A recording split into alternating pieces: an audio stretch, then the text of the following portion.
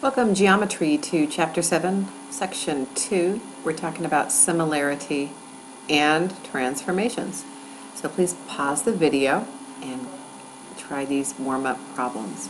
Come back when you're ready to check your answer. Okay, number 1, find the image point when the indicated transformation is applied. And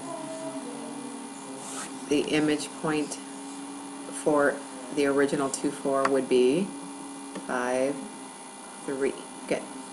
And the image for this original negative 2, 1 would be negative 2, negative 1. And the third transformation, we have negative 15 and 0. And the final transformation, multiplying each term by 1/3, gives us 1, negative 2. Good. Okay, so today the objectives are to describe similarity transformations and draw them in the coordinate plane. And secondly, to use properties of similarity transformations to determine whether polygons are similar and to prove circles similar. This is actually going to be day 2. Today we're focusing on drawing and describing similarity transformations in the coordinate plane. So similarity transformation. We discussed similarity yesterday. Similar figures have the same shape, not necessarily the same size, right? And now we're getting into transforming. So, a transformation that produces a similar figure is called a similarity transformation. So, a similarity transformation is a dilation or a composite of one or more dilations and one or more congruence transformations. Remember, congruence transformations are things like translations, where you slide a figure but it maintains its size and shape, right? Possibly a rotation. What other would be? A reflection, right? Those would be your congruence transformations. So a similarity transformation might be a combination of a slide and a dilation, or something like that. A reflection and possibly a rotation and a dilation. So two figures are similar if and only if there is a similarity transformation that maps one figure to the other figure. Okay, as I was just saying, when it comes to congruence transformations, translations, reflections, rotations are all congruence transformations.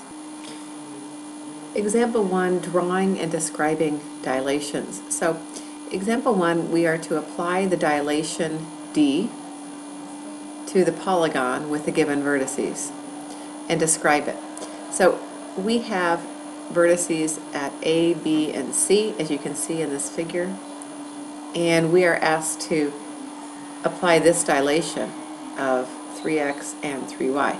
So when we do, we have this image of the original, right? And so what has been the, how can we describe the dilation? And so the dilation is a scale factor of 3, right? And the dilation has a center of 0, 0. So the image and, or the original and the image both are with the point of origin being 0, 0.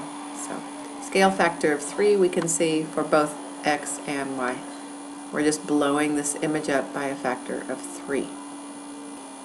In this example, we're asked to apply this dilation D to the figure with these vertices P, Q, and R.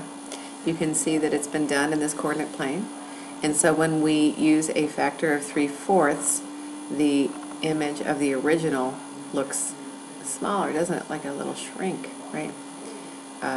Or a reduction. So we have this new image. So we would describe this as a dilation with a center again of 0, 0, right?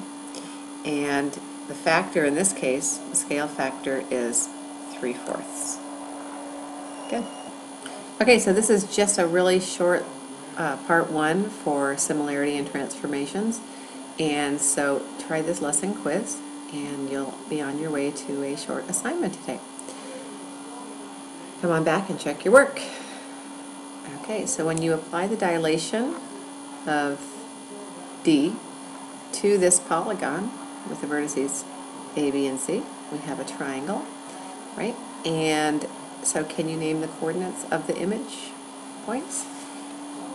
And the coordinates would be 3, 6, 3, 9, and 9, 6. The dilation center at, again, 0, 0. And we would say that we have a scale factor, we can see here, of 3/2, right? Let's see if I can reveal that. There you go, a scale factor of 3/2. You're ready to do your first short assignment. Lucky you, it's a short day, and we'll get into some greater detail on transformations tomorrow. Have fun!